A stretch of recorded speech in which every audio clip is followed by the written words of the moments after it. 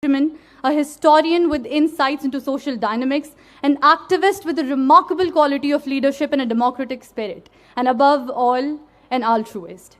Who could say that this man of such a noble background would come down to begging for funds? After the revolt of 1857, the biggest hurdle faced by Sir Syed Ahmad Khan was the decline of Indian administration. The empire that had ruled for over 500 years and whose victory was announced by the heights of Lal Qila and Qutub Minar was at its worst. The emperors were brought down to streets. It said every single tree from Delhi to Meerut was painted red by the blood of Muslims. And amidst this, there rose a man of action who fiercely announced, "Na hum safar, na kisi hum nashi se niklega, hamare paon ka kaanta hum hi se niklega."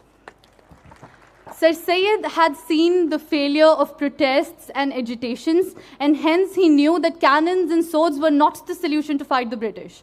It was his belief that the British administration could be won over through a battle of perception. He thus waged a war against vision, the vision of modern education.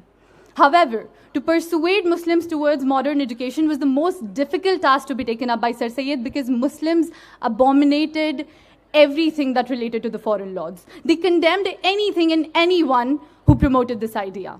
Even after this, Sir Syed laid the foundation of scientific society in 1864 and tried to develop scientific temperament among Muslims. He attempted to find a solution to the problem of the masses in the light of the divine revelation. Through Tehzeeb al-Akhlaq, Sir Syed tried to explain Muslims that even though the British have taken away everything from you and intend to destroy your generations, the only thing that would save and protect you from them is education. And then in the year 1875, he laid the foundation of Mohammedan Anglo-Oriental College, which took the shape of a university that has a magnificent history of its own, the university which provided its students a promising future, the university which opened for its students the doors of knowledge, experience, opportunities, the Aligarh Muslim University. If Taj Mahal is eliminated from the map of India, Muslims will regress a little. If Lal Qila and Qutub Minar are eliminated, Muslims will regress a little more. However, if Aligarh Muslim University is obliterated from the map of the nation called Hindustan, hamari dastaan tak bhi na hogi dastanon mein. The students of this university should be filled with pride to know that they belong to a university about which Gibbs said, Aligarh Muslim University is the first modernist Islamic institution in the whole world. The institution has given innumerable gems to the nation, including Dr. Zakir Hussain, Salim Ali, Dhyan Chand, Zafar Iqbal, Talat Mahmood, Majaz, Sayyid Zahur Qasim, the man who waved the flag of India in Antarctica, Khan Abdul Ghaffar Khan, the frontier Gandhi. Sir Syed promoted the composite culture of India throughout his life. This belief of his can be seen when he says, remember that the words Hindu and Muslim are only meant for religious distinctions. Otherwise, all the persons who reside in this country belong to one and the same nation, Hindustan. It's unfortunate how people who should have blindly trusted Sir Syed rose in his opposition.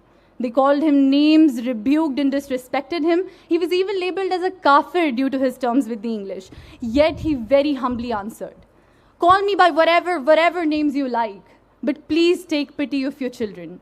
Do something for them lest you should have to repent. He used to weep in front of his Lord for the betterment of his people.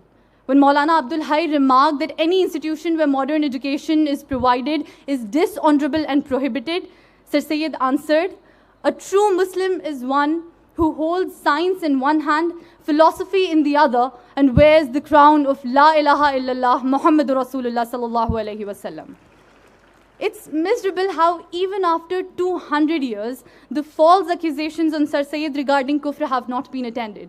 However, today, taking the responsibility and bearing honor to this institution, I humbly yet fiercely announce, Tardamini pe sheikh hamari na jaiyo, daman nichod dein to farishte wazu kare.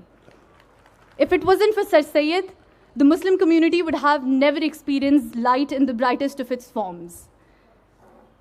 To this day, previously and beyond, Sir Syed remains not just a name but a universe of ideas. He is a mission. There is a part of him alive in all of us. May this part help us realize the responsibility with which we have entered into this institution. I wish we hold and carry forward the flames of ambition motivation of Sir Syed Ahmed Khan, he has done his part. And now it's our turn to take the campus wall sky high from where the whole world can be seen. To all the students present here, I'd like to wish you all a very happy birthday. May the light in you be born today. A very happy 17th October, everyone. Thank you.